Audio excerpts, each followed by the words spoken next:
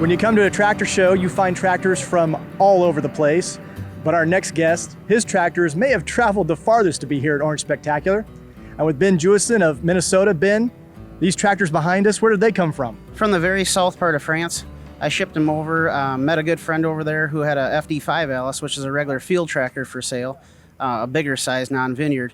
And I found that I love Allis tractors, and I found that some literature on these, and we decided to purchase the Vineyard ones if we could find them. And he placed some ads over there and various things online and through Farm Agri Traders, and we were able to purchase and locate some of the Vineyard ones. The collection then grew as I found one, you had to have this other model and the other model. Well, they made 22 different tractors over there, and we now have 21 of the 22 different ones made. So there still is one that we're looking for.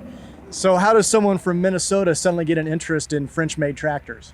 Just something different. We always have had a unique collection. We've got about 60 Allises altogether. We had every high crop they made, and then we had Wheatland D17s and Beachmaster tractors and various.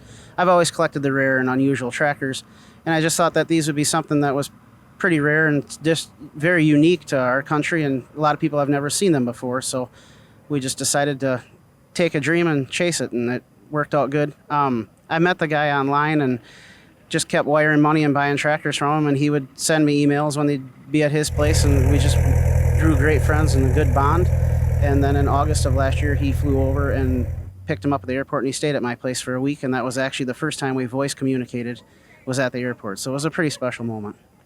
So from your lineup, which ones have you brought today to share with people here at the show? I brought my Vineyard collection. There'd be the 4 different Vineyard models that they made. They made a FD3, 4, and then an FD3 Series 2 Vineyard.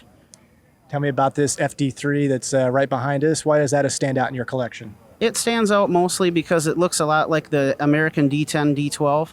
It's just so narrow, and for some reason, the tin work on that one really catches my eye, and I really like that one the most out of all of them.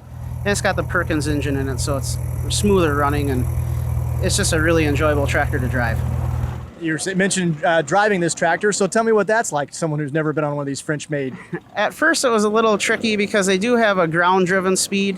It was a little tough to figure out the PTOs and all that stuff because it's just different than an American one, and it has a high-low range in it, and you actually have 4 high gears, 4 low gears, and 4 reverse gears in it. And it comes standard with factory 3-point, as most tractors over there did. So that's why this one's more special to me than the rest of them. Tell me about the work you had to do to get it into the shape and get it looking as good as it does today here at the show. It was a total restoration. Sheet metal was fairly rough. The mechanical end of them is pretty good. My friend over there will get them in running condition for me if they're non-running, so that way, because parts here would be impossible to find. And we did the mechanical over there. I do the body work for a living, so that kind of plays in the trade for the painting aspect.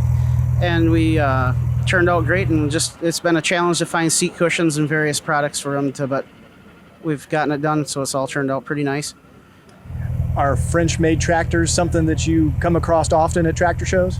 Not very often. There's just one other guy that has some French tractors in the States, and he's a good friend of mine. So we shipped our first container together, and now I've done 4 containers altogether. And we stack the tractors on top of each other. They build frames for them so we can get more. The last container we had 10 tractors in, so it really made the shipping costs come down. So what kind of reaction do you get from other collectors when they come across you and your collection? A lot of people never dream that they made these Allises like this. They just have a hard time believing that they're actually factory made, and because they're so narrow, they just have never seen anything in our country quite like this.